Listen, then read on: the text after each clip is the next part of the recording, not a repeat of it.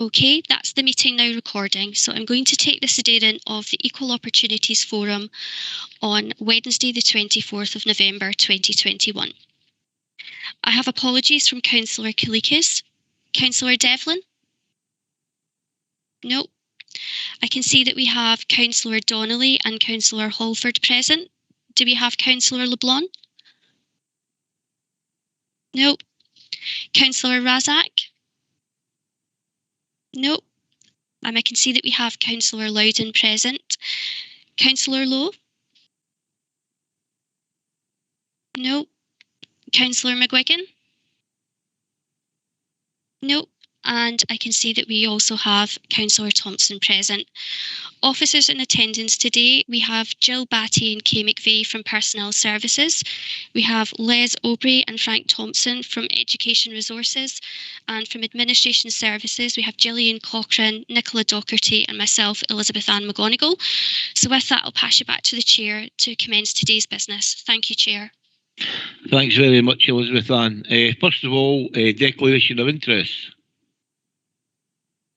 No, that's fine. I'm going to number 2, minutes of the previous meeting, ending attendance, approve it as a correct record, please. Yep, I'll do that. Thanks, Eric. Thank you. So we now move on to item number 3, and it's mainstream equalities in education resources. It's Les Aubrey. I hope I pronounced your name right, Les. Apologies to interrupt, Chair. We have Councillor Donnelly with her hand up. Oh, apologies. On you go, Councillor Donnelly. It's just to second the previous minutes. All right. Thanks for keeping me right there, Mary. Yeah, thanks for that there. Thank you. That's approved and seconded. Thank you. I say we're moving on to annual report, mainstream equality, diversity, education resource, and I'm going to invite Les Aubrey to give this presentation. On you go, Les, and good to meet you. Good afternoon, everybody. Thank you very much indeed, Chair. You're asking at pronunciation there. Aubrey, a bit like Graham the cyclist, but he's probably got an extra E and a lot more money than I have. Good afternoon, everyone. I am Les Aubrey. I am one of the inclusion officers in Education Resources. And my colleague that's with me today is Frank Thompson, who's the locality manager for youth, family and community learning. What we intend to do this afternoon is to provide with an understanding of the range of activities that are currently taking place within education resources which support equality and diversity. In order to assist that process, you've been issued with 2 documents, an education resources mainstreaming report on equality and diversity, and an Appendix 1, which also contains a more detailed breakdown of a wide range of activities and the impact that these are having on young people and their families within South Lanarkshire. Given that this is the first time I've been involved in this process, what I'd like to do initially is just give a conduct of how the presentation will roll out. Initially, I will give you some highlights from Appendix 1 regarding some of the specific work being conducted and the impact it is making for our children, young people and our families within South Lanarkshire. Some of these I've been directly involved in leading, others I've not been involved in directly, some indirectly. My colleague Frank Thompson from Youth, Family, Community Learning will then also highlight some specific work that is some specific work that has been taking place. At that point, you'll then be shown a short video clip of a refugee parent about how the supports been provided have impacted on her and her family. And at that juncture, Frank Thompson, who was directly involved in that programme, will be able to answer any questions regarding the video and the supports in question. Hopefully that ties in with how you would usually conduct this type of meeting, and it gives you an idea of moving forward. Okay, everyone, if I could just start off then, as per my idea of conduct of the presentation. What I'd like to highlight, first of all, is one of the things that's very, very important that's been conducted within education resources has been the counselling through schools. Now, we all know in terms of the pandemic, the impact that's had on adults, children and young people alike. And this was identified by education resources as an area that we needed, where our young people needed particular support, particularly post-pandemic. And that's been put in place then. It's been very, very successful. 43 schools have accessed that service so far. Over 400 young people have attended the counselling itself. and about 65% of those young people said that they felt positive outcomes after attending that. This is led within education resources by one of the inclusion officers and the educational psychologists, and the young people are able to access one-to-one counselling support, which has been a very, very good resource for them. Linked in with that has been the developing of the opportunities for the multi-agency awareness raising of Together All. Now, this is an online health support for young people aged 16 to 19 years within South Lanarkshire, and it allows them 24-hour access for mental health support. It's a resource that we're involved with in South Lanarkshire, but it's also one that's utilised very, very successfully around the United Kingdom as well. Lots of other organisations are involved in it. There's 24-hour support there for professionals who are there.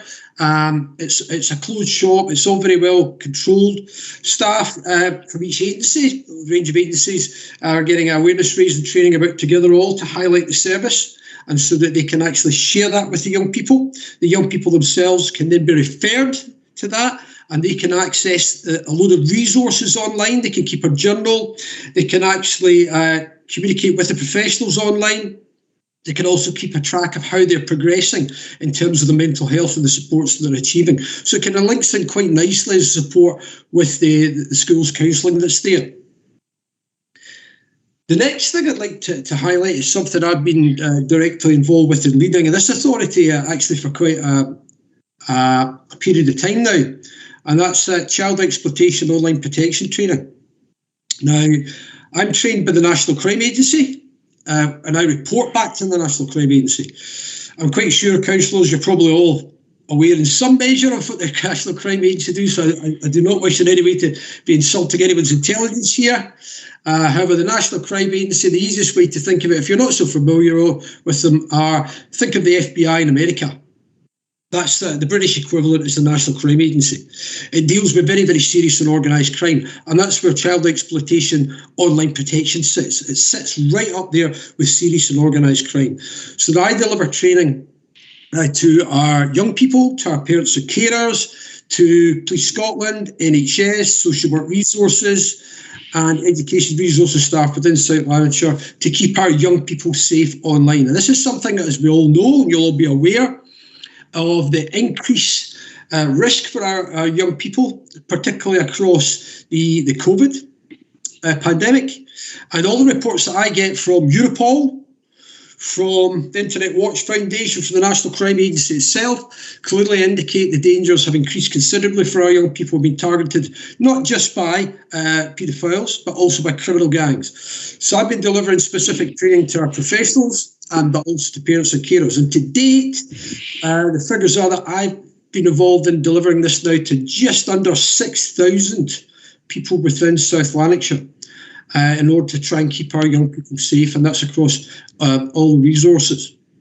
So the professionals themselves gain an understanding of how to advise and support the young people. When I'm delivering this to the young people themselves, it's about advising them directly how to keep themselves safe online, and the same when I'm delivering this to parents or carers. So it's been very, very important, particularly in the light of how things have developed over and through the pandemic with the increase in targeting our young people. So it's been keeping our young people safe online and providing the range of professionals with the skills and strategies to be able to do that. The next item I'd like to highlight is the autism support.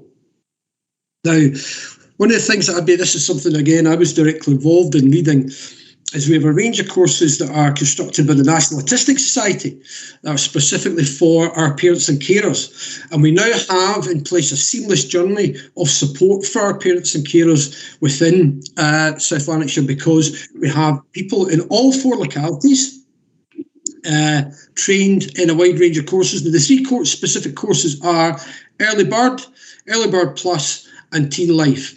So if you think of it quite simply as Early Bird being in kind of nursery and into kind of P1, P2, and then Early Bird Plus just beyond that, and then Teen Life in our high schools. That's now in place in the 4 localities. We have staff trained in all these courses, and that training was going on during the pandemic. The National Autistic Society, we were able to get that accessed online for our staff, and now obviously a lot of our training now has been done face-to-face for our parents and carers to support them in supporting our young people within the authority who have autism.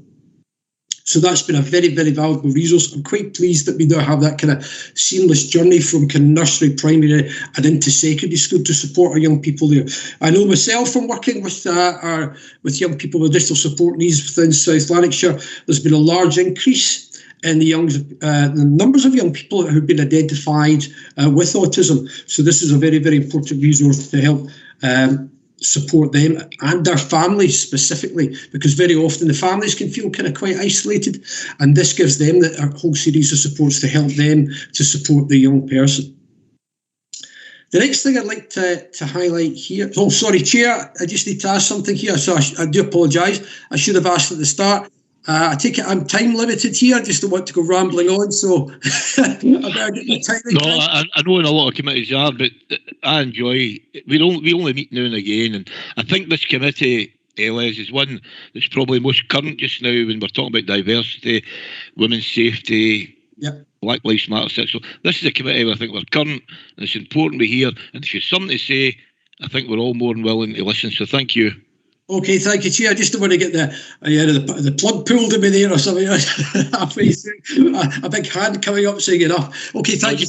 Les, you might get plugged in, but that's no me. Thank you very much indeed, Chair. I appreciate that. Okay, the next one I'd like to highlight is something again that's very, very important, which is the corporate parenting.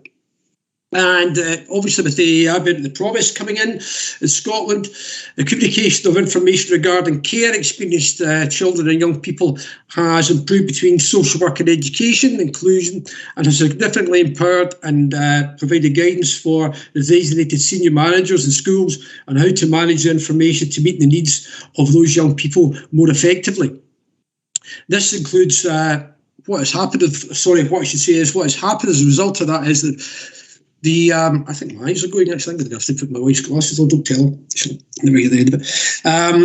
The promises are closer to being fulfilled in that we are improving outcomes for compulsory supervision orders, voluntary supervision orders, and unaccompanied asylum-seeking children by having the knowledge and inclusive ethos needed to meet the needs. The staff have confidence in the management in this and managerial level and welcome improvements by the use of the Curriculum for Excellence senior phase tuition service that's been put in place to help and support these young people. So that's very, very important in tying in with the Promise and supporting our care experienced young people. The next one that I'd like to highlight for the members is again something that I've been directly involved in, and what I would say about this is that I'd like to really pay recognition to my two staff who work in this area, because they do an absolutely phenomenal job, and I don't say that lightly, particularly in this forum. And this is for our Gypsy Traveller children within South Lanarkshire. And I'd like the elected members just to acknowledge, or have it minuted and acknowledge, that our group in South Lanarkshire, our Gypsy Traveller group, are recognised nationally across the country as the leaders in supporting Gypsy Traveller young people within Scotland. So I'd just like to say a few things about that specific group and how they are supported and the positive impact that has made for them. So the Gypsy Traveller Education Group, which I manage, is facilitated by two teaching staff who have an extensive knowledge and understanding of the Gypsy Traveller community, the young people and their parents or carers, and importantly are accepted and trusted by the community, which is absolutely vital. The group runs in Larkhill and Hamilton for the secondary age Gypsy Traveller pupils, offering both academic and pastoral support. And the teachers also regularly support the families themselves by supporting them through visits, phone calls. Sometimes they will help the families with literary matters. It might be filling in requests for passports or documentation. So support is given a whole range of different areas. There's 30 young people who access the Gypsy Traveller programme, which is absolutely fantastic. The attainment levels have improved over the years, and we now have several students attaining qualifications National 3 and above. What we've got to conceptualise here, everybody, is that these are young people who would otherwise not be engaged in education. They'll be out with education. So there's 30 young people in the secondary sector who are engaged in education and achieving. Students are involved in deciding on their next steps planning their learning journey, their regular visits by a range of agencies to support them, and I've been out to support them in ensuring that they're kept safe online as well. There's enhanced transition programs in place between the primary and into the secondary to ensure that they promote the cultural awareness for our Gypsy Traveller community. And during lockdown, a huge amount of work was done. They created a virtual school online using Google Drive and Google Classrooms, and it was populated with learning resources. There was regular telephone contact, and where possible, there was actual visits to sites as well to support the young people there. And I'm conscious I've been through quite a range of different things there. And before I pass to my esteemed colleague, Frank Thompson, I would, Chair, is it an appropriate moment in case any of the elected members have any questions in the hope that I might be able to answer them? I think we'll hear from Frank. We'll take them all together if that's okay with my colleagues there. Yeah, I'm happy. We'll take Frank, then go ahead and take questions. Thank you. Thank you very much, Chair. If I can now hand over to my good colleague and a very good personal friend, Frank Thompson, who's going to highlight some of the diversity work that's been conducted as well. Thank you. Thank you very much, Les, and thank you, Chair, for the opportunity to come and talk to you today. From my other learned colleague, Les, thank you very much. As you will see within the context of this report that's been tabled here today, there is, as Les has quite rightly pointed out, there is a wide and varied engagement process that has gone on to ensure that there's an equitable approach both to the offer that's been placed, but also in terms of people's ability to engage with that offer. And hopefully what I now talk about gives another idea and a kind of scope to that kind of engagement. One of the things, and I appreciate this report is actually for 2020, 2021, but I may touch on some things that have happened this year as well, because it's probably pertinent and prudent in that respect. And when I'm looking at it as well, some of my colleagues have kind of slipped in little things which they're proud of, rightly, but probably pertain more to this year. I'll take you page 19 first in the report in terms of our adult literacy and numeracy.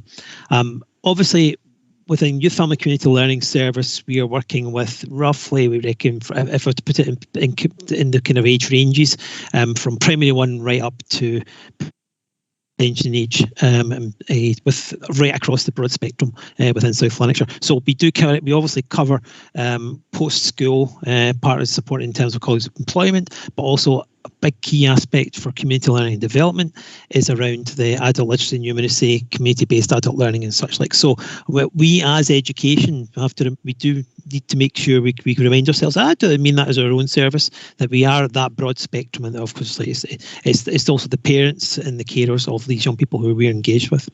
So on this page, as you see, we've talked about the adult literacy and numeracy, the work that's been going on, and I think partly what we have to remember, and Les, has quite rightly pointed out that in the last year we have been working in a completely different environment, whereby we've had to do things completely different and adapt very, very, very quickly. And one of the key things we did there was to move to an online presence and such like, but obviously keenly aware that not all communities were in a position to be able to do that. Fortunately, we've been able to support through the rollout of the Connecting Scotland programme a range of devices and internet connectivity for remote learners, indeed any learner in any community that actually is deemed necessary for them to have this, because one of the things you should also remember is that it's not just rural areas that are affected by this. There are pockets of places within more urban areas which are affected just as badly by connectivity.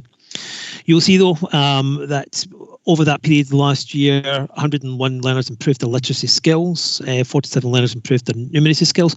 I should also point out what we did within that context as well. It allowed us to try things differently that we probably would never have been able to do. So, for instance, where we have our writers groups who would have been working in isolation, we could now work with them council-wide. And it also alleviated any issues of travel, any of issues of accommodation to actually run the programmes, and we had a completely different dynamic as a result of that for those people, to such an extent that for the World Book Night, they had all the Parators Group's pieces had been transformed into theatrical pieces and were read by young people. So we did also intergenerational work there to support, and for them to actually see their work come to life, which was broadcast live across YouTube at the time. There is a link in the report, and hopefully that link still works. It should do, if you wish to go and look at it in its detail. It's quite a long one, but it's well worth the watch.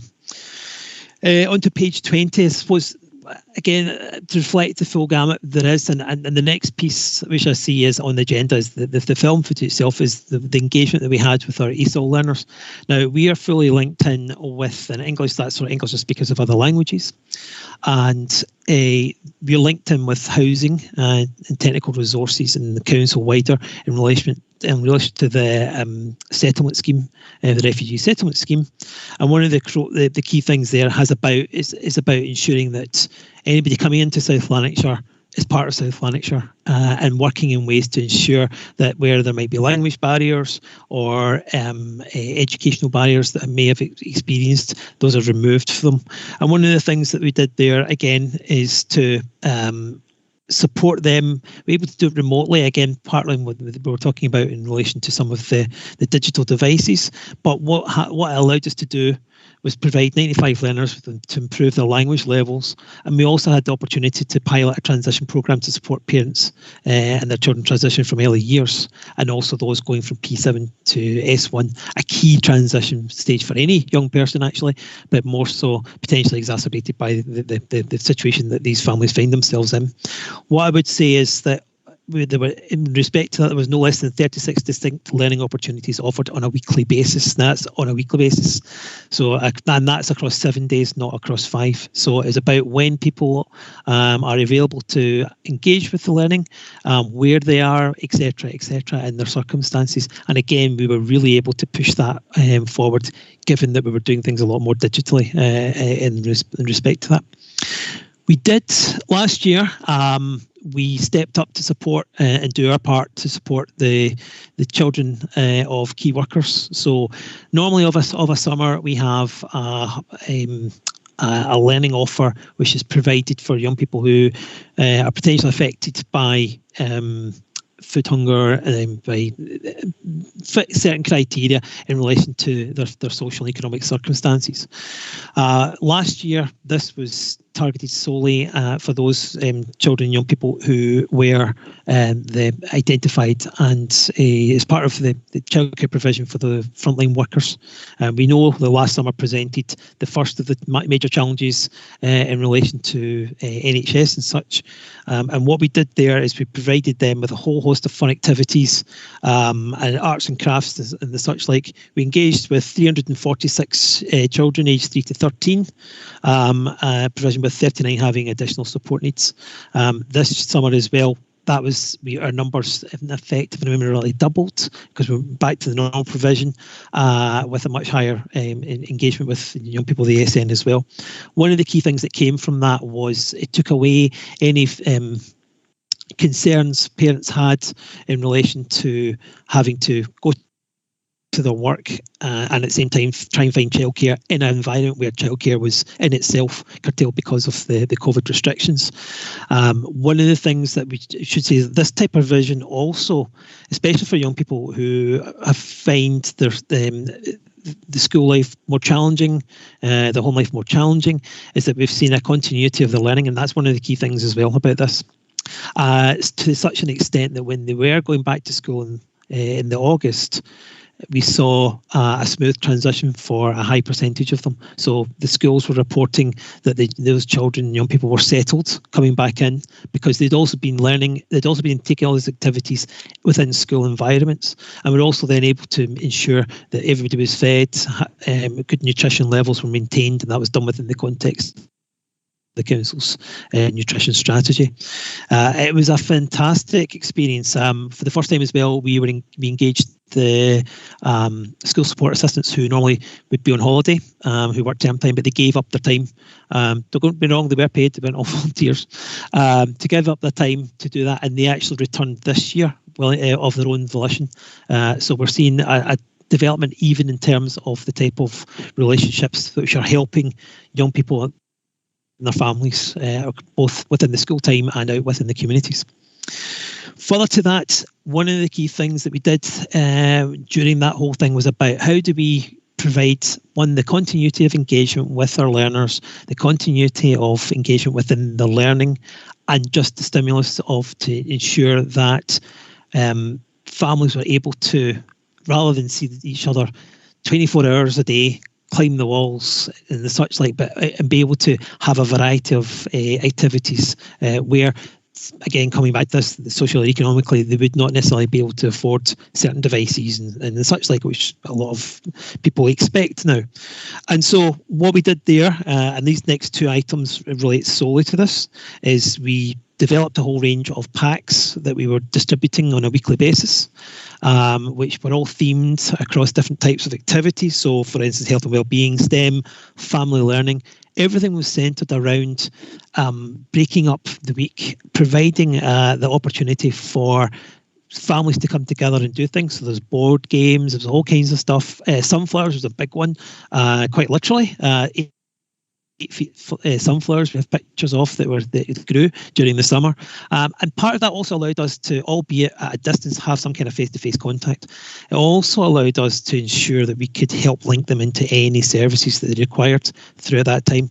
We cannot necessarily rely on the fact that people have mobile phones or digital connectivity, and to be perfectly honest, taking away the impact that a different face and face-to-face has is one thing, and being able to actually supply that, albeit in a safe way, for our people was a massive impact on their own health and well-being. And I've got to say, for our staff as well, because it helped them have a continuity in the workplace as well. And so, and that's a conservative number there. I would say, I know there will have been more than 4,000, but I can categorically say that there were over 4,000 packs that were distributed.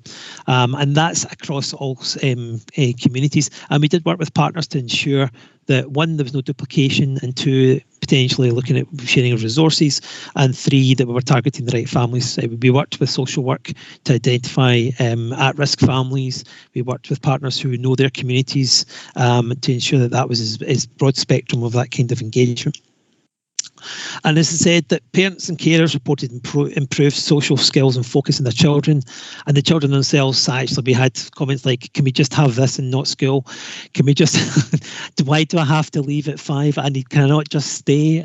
It was brilliant. It was fantastic in terms of these kind of activities. And the virtual connections side to it as well was that for a lot of our learners, and I have to say, for staff, there was a massive push towards developing ICT skills for staff. And it is very interesting because this is an area that had been considered, but of course we found ourselves, we had to very much shift to this whole new model.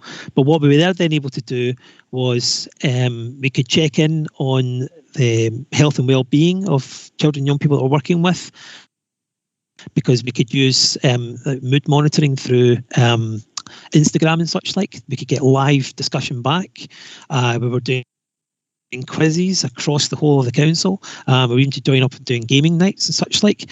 You'll see there's a whole list of things. We would set challenges. It's all part of what was happening globally, but we were able to contextualise it and work with our children, young people, families, adult learners, whomever. And of course, the thing about the activities is it kept them engaged in a form of learning.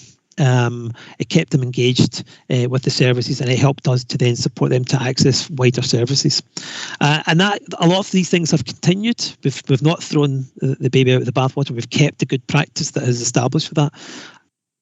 And it has helped, as I say, this year, the relationships that we built and developed with staff from the last year has had a massive impact in terms of what we're able to deliver this year during the summertime. Again, about the continuity of learning and what we would call the education recovery as part of that wider both government and local initiatives to make sure that people maintain a healthy lifestyle with themselves. So there is I could talk for years on this. There is so much. We have quote upon quotes, which we're more than happy to provide. Some will leave you bereft of tears in terms of the impact, and others are as you would expect. But I would just say having the opportunity and having the latitude to be able to do this is making a big difference for our communities, and we're getting that back from members of the community, the staff, like the head teachers who are working in the communities, and the difference it's making for them for that transition for pupils coming back to school after summer has been invaluable as part of that process. Thank you, Chair. Okay, thank you. Thanks, Frank, and of course, a thank to you. Thank to you as well. A very comprehensive report there, and a lot of information on it. I'm sure we'll take time to have another look through it and digest it all. A few things struck me there before I go to the team there. A few things, the numeracy and literacy, as that people probably know, very, very important. It's great to see we're taking measures to get there. Now, it's got to take a lot of hard work, money and effort, but it would be worth it. The improvement in quality of life for people coming out with a decent standard of education is invaluable. So that struck home to me straight away there. The other one there was, I took a wee note, it was safety online. Now, this is a big thing, a big concern to a lot of people. And as we've improved things and we get safeguards, apparently what's happening is there are more things coming forward. So it's very current, very ongoing, and some we've got to keep an eye on, and some to protect our children, because out there it's despicable people who try and influence, and not just individuals, but gangs of people as well. So that's one we very, very much keep an eye on there, and very much welcome the team's effort. The other one we've got to say a quick word on was autism. It was mentioned yesterday at a meeting, and it's good that a lot of people are very aware of it now, more than maybe 2 or 3 years ago. And even though there's more money being spent, they still need more money invested, and I look forward to seeing that happen. There's one innovative idea for supermarkets I welcomed. I heard about it a few days ago, and that was the one where sometimes they advertise it through the day. They have a silence time with very little announcements, and music's turned off. So they're only wee things, they're important things, and it's encouraging to see that to be doing that, they must be taking note of things. I'm going to leave it there. It's a lot of information. I thank you very much for that. So I'd like to move on and take any questions from the forum members. Who's first there? We have Councillor Loudon, Chair. Right, Councillor Loudon, go ahead, please. Hi, thanks very much, Bert. I'm sorry, I'm going to do that classic. This is a statement rather than a comment, rather than a question thing. I agree with you that there's so many things that could have been pulled out of that, and thanks to Les and Frank for taking us through some of the detail. First, I'd absolutely echo Les's comments on Gypsy and Traveller support, which is absolutely sector leading, and I've heard about South Lanarkshire's work being cited at national meetings like COSLA.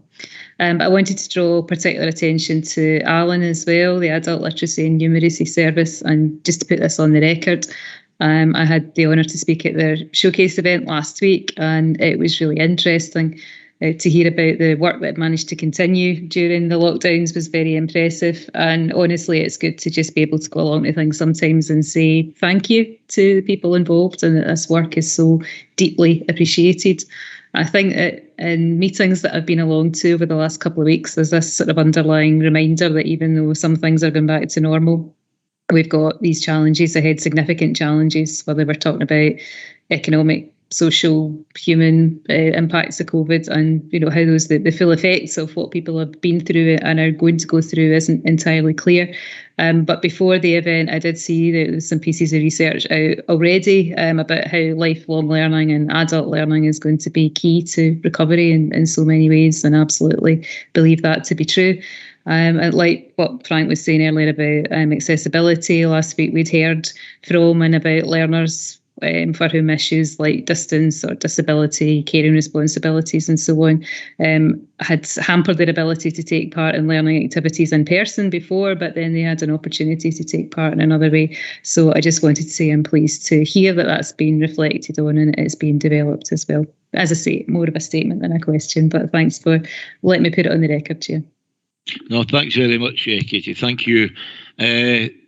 Elizabeth Ann, is it Mary? We have Councillor Donnelly next, Chair. Thank you. Right, thank you. Go ahead, Mary. Mary, you're muted. Mary, I'd like to put it on record that I welcome the report. I think it's amazing. If we didn't have the communities out there that tied in with the education world, then we wouldn't have seen all these benefits with the lunch clubs and people stepping up to the plate, communities stepping up to the plate and helping, because the nutrition, as Frank had outlined there, was crucial to the benefit of their well-being. That then they could go into the classroom and they were nourished enough for the concentration and to enjoy that learning. So I think we've seen the proof of that in the eating, as they say, to coin a phrase. But the proof is there to see that policy has actually been beneficial to the kids.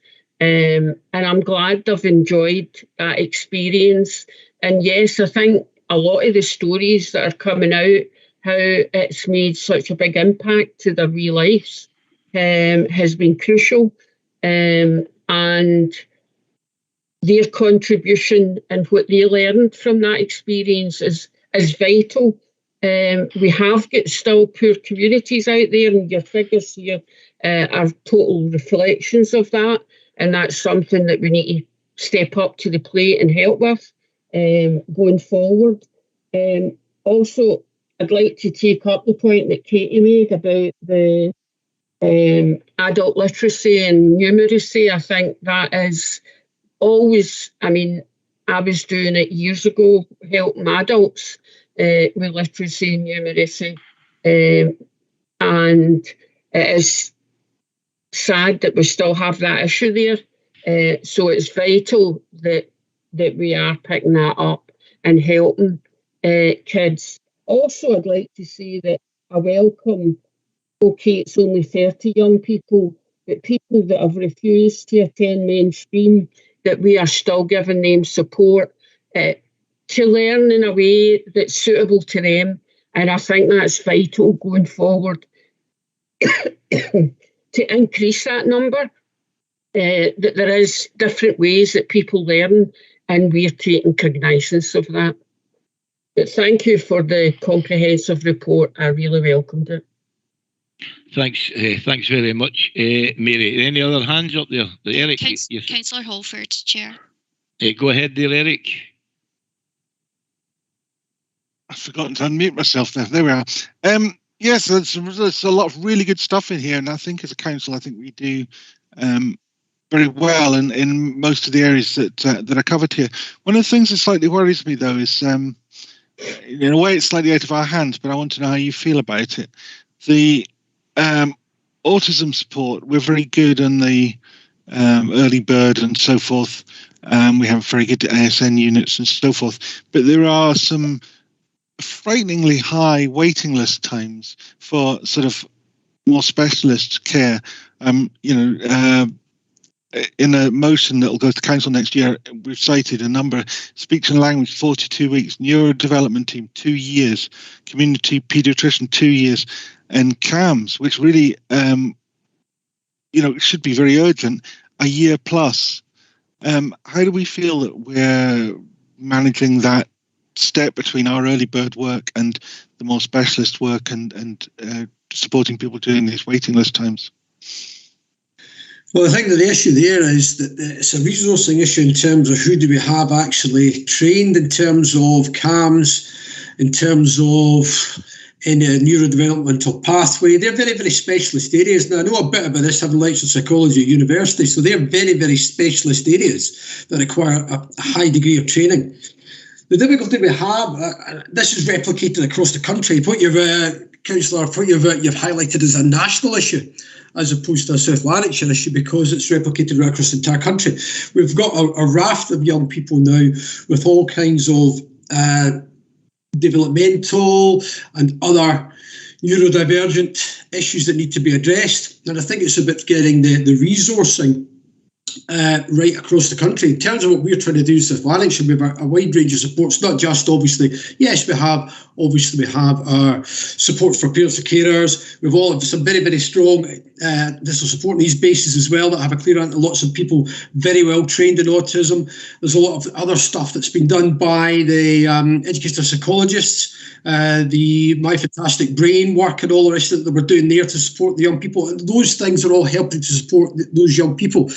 I unfortunately don't have an answer in terms of how we can fix the resourcing aspect of it, because it's such a specialist area and it needs to be kind of addressed across the country. But I'm comfortable having someone I'm somebody that comes from an ASN background. I ran 2 of the bases in our authority for.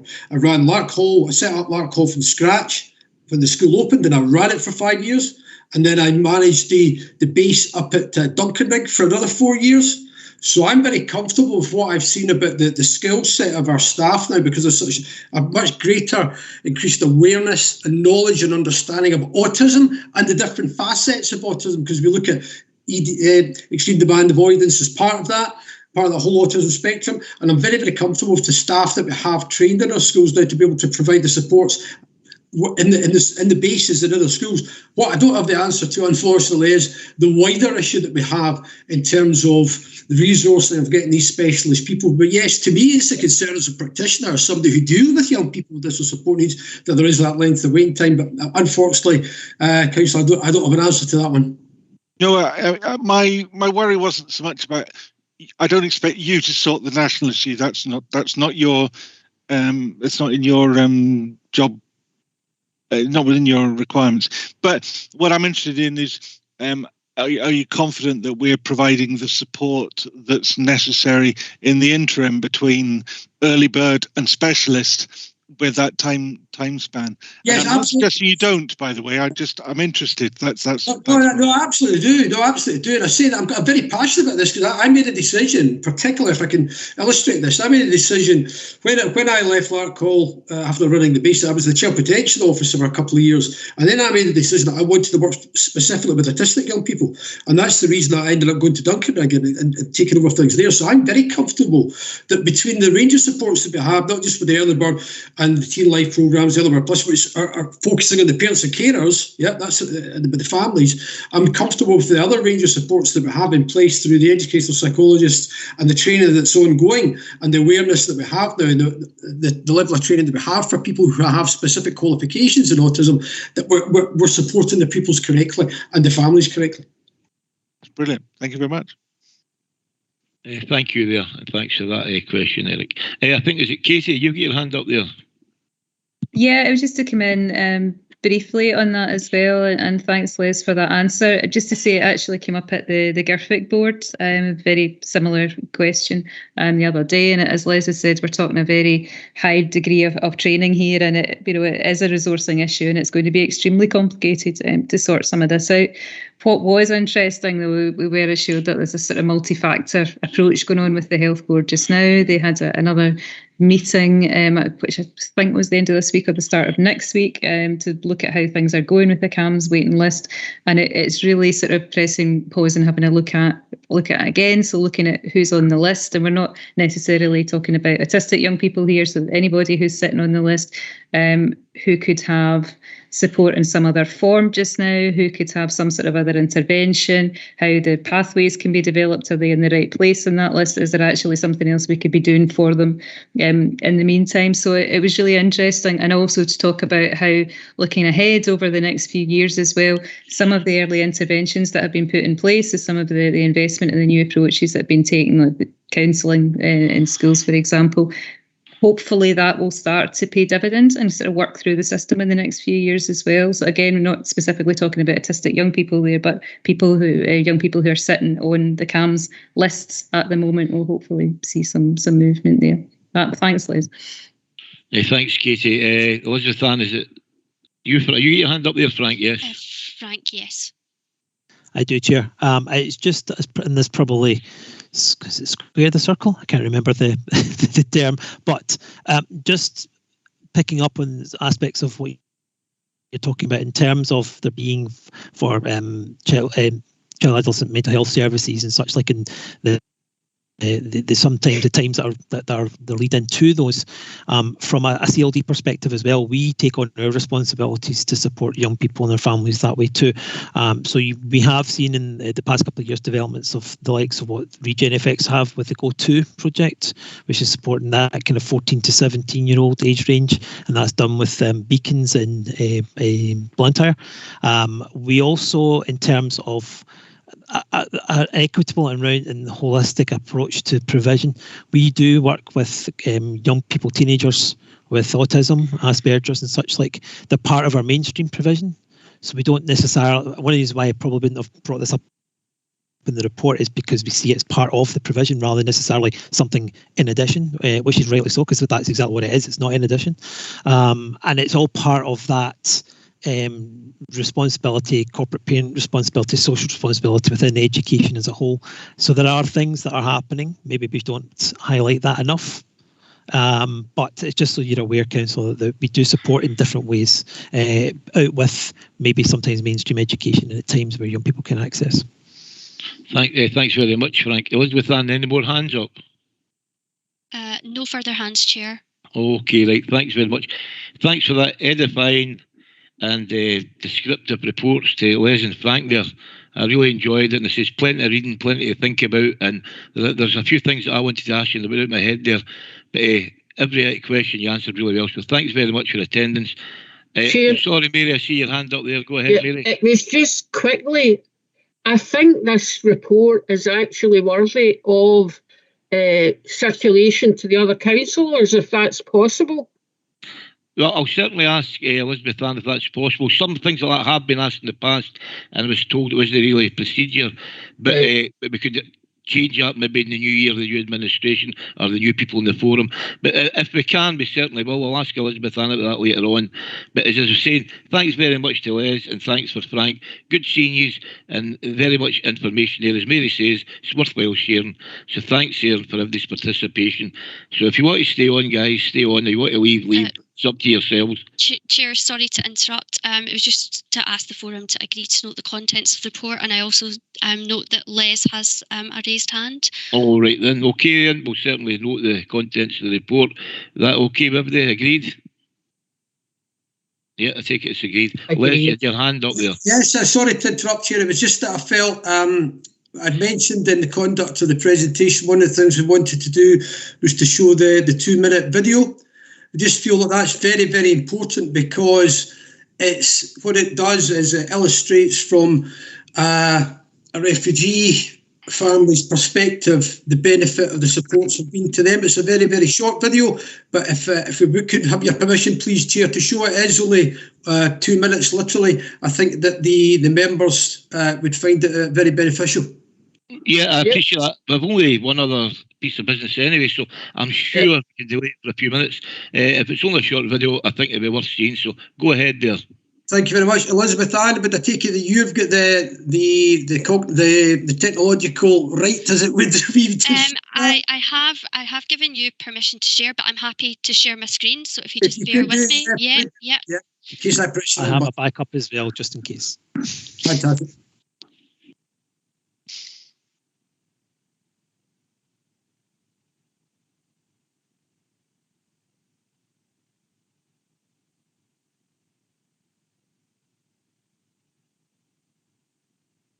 Can I just ask, is that sharing for everybody? Yes. Yeah. Okay, I'll just press play. Thank you very much.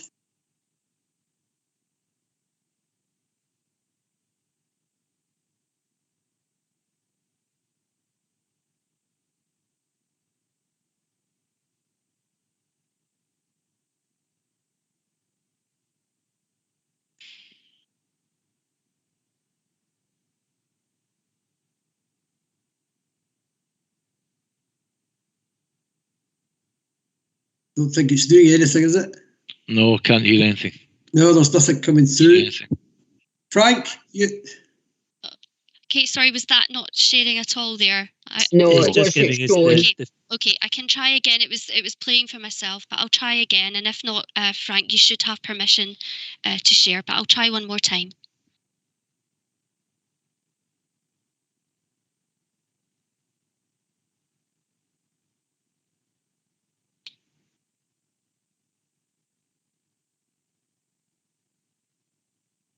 Can everybody see that? Yes. Yes.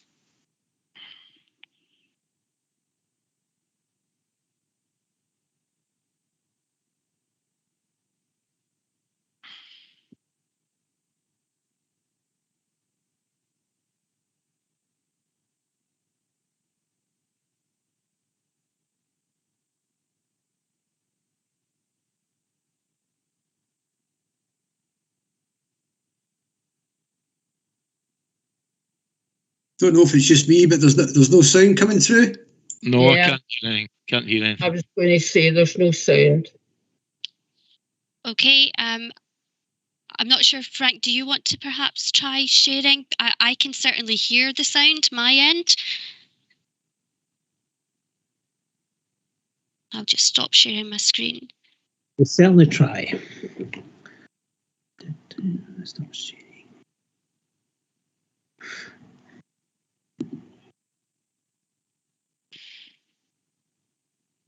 Just hope my bandwidth is okay for everyone. I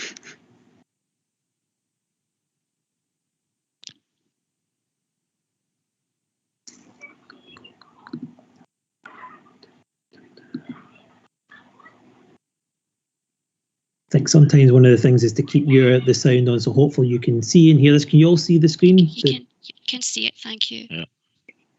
Okay, fingers crossed.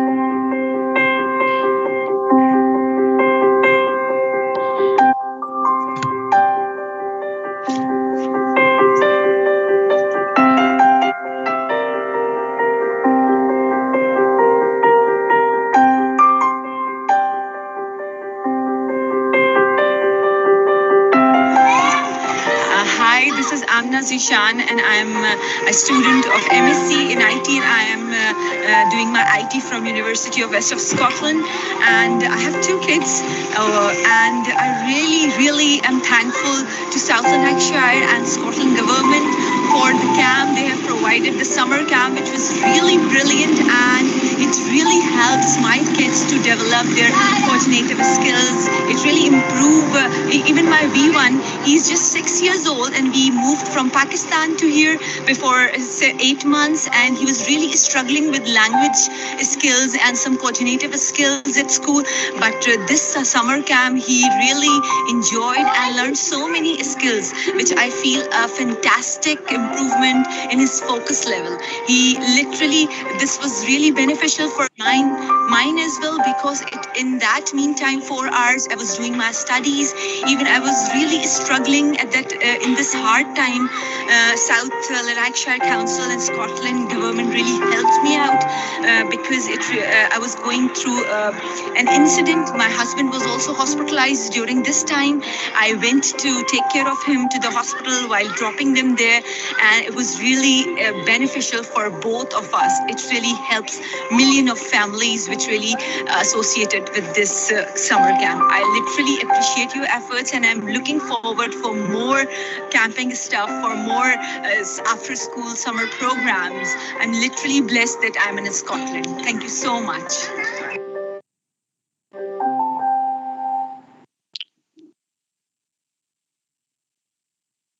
No, thanks, sir, for that presentation. Short, but very informative, and it was encouraging to see the positives coming from the lady and our happiness, things that South Lanarkshire are involved with. So, well done, South Lanarkshire there, and thanks very much, Frank. Would anybody like to comment before we move on to the next item? No hands, Chair. Okay, right. Thanks again, Frank, and thanks again, Les. Been great having you here today, and hopefully we'll have you back in the future. So take care. As I say, if you want to stay on, fair enough. If you want to go, you're more than welcome to leave. Okay, Chair, thanks, guys. Could I just say thank you very much on behalf of Frank and myself, and to all the elected members for having us here today and allowing us to share some of the work that we've been involved in. Thank you very much indeed to everybody. And thank you. Right. Okay, we'll move on to item 5, and it's our old friend Jill Massey to review qualities and training. And Jill, I know it'll be competent, it'll be short. Thanks, Jill. It is just a short report. Thanks very much, Councillor Thompson. So this is a subject which is close to my heart. So to do with workforce training. It was an area that came up in discussion at the equity group a number of months ago, and it was also an area that, as a section within personnel services, we'd been looking to review for a while. So this was an opportunity. So equalities training is part of a huge range of training that employees are offered as part of their work with the council. Everybody at some point will have some input in terms of equality, and that goes alongside their more job-specific training that they would undertake to do their specific role. There is additional equalities and diversity learning in both education and social work, which is very much related to their professional training, the professional role that they do, and is actually part of their post-registration requirements and the code of conduct. We looked at what we were asking elected members to undertake in terms of equalities training, and that is again part of the code of conduct briefings, and it's covered in induction. And for some groups and members of different committees, I've undertaken some training with them on specific aspects that people have asked about. But as a whole, we felt that we should be looking at something that was more holistic for the new employees and existing employees, and in the same way for new elected members and existing elected members. And there was one other thing that kind of prompted us to have a look at that, and that was an employment appeal tribunal which took place and was reported in 2020. And that was of Ali UK Limited against Gellin. And in that, the employee had claimed that he was discriminated against on racial grounds. And the defence of the employer was that couldn't be true because we have provided equality training to all of our employees. However, the tribunal felt that to deliver diversity training once was stale and ineffective, and that an example of reasonable steps to prevent racial harassment would include providing refresher training, and that the company should consider making some elements of that mandatory. So that's out there as an indicator of where tribunals are going to see equality training. It's not enough just to do it once. It is an area, and I've talked about this before, where the legislation changes, the language changes very frequently, and also the kind of the issues that are current also change. So for all of those reasons, and because it's generally a good thing, we decided to review our training provision. Most of the provision that we have currently, and this relates to what Les was saying earlier on about the provision of online learning, is online. That doesn't mean that it is necessarily modular. It is online and it can be interactive. So we've tried to include a wide range of online learning content that will meet everybody's needs. At Section 5, this is the programme of training that we have put forward, and we have suggested that it is going to be mandatory. So for new employees, existing employees, new elected members and existing elected members, there's a schedule of training that covers all of the public sector equality duty characteristics, and also a suggested timescale within which people should complete that. And in the final column, we have a refresh cycle that it should be done every 5 years. And it's pretty much the same for employees and elected members. The only difference, I think, is in the middle column at month 4 to 6, where you have disability, equality and employment for employees, and for elected members, it's equality and decision making. All of the content has been reviewed, it's been updated, and at the time of writing, we had those 3 items available on the platform. They're now all available on the platform, and we have issued a management bulletin to all employees and to all managers to make sure that they are aware of their obligations, to make sure that staff undertake these.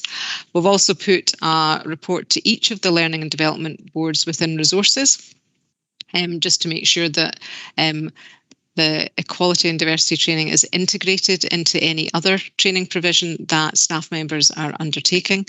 And that's particularly important in education, for example, where teachers do most of their workforce type training.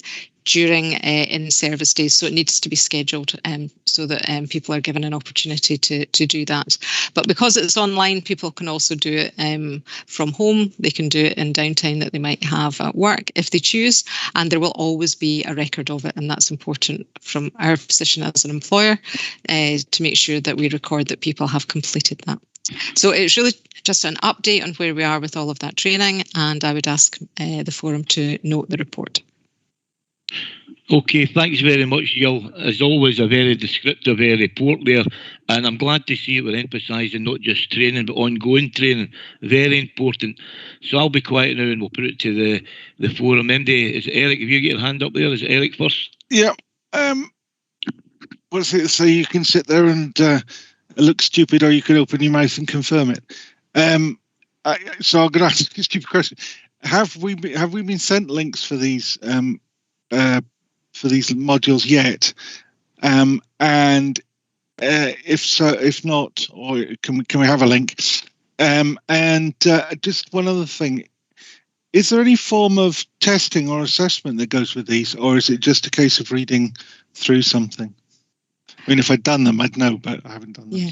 So they're not all exactly the same. In some of them, there is testing of knowledge and understanding as you go through. So once you've done kind of one chapter, there's a few questions just to make sure that people are understanding it. And in the sessions which are more interactive, where there's a bit of discussion, then that would be for the trainer and the group to have some sort of discussion about areas that might be contentious or where people might have differing views. So in the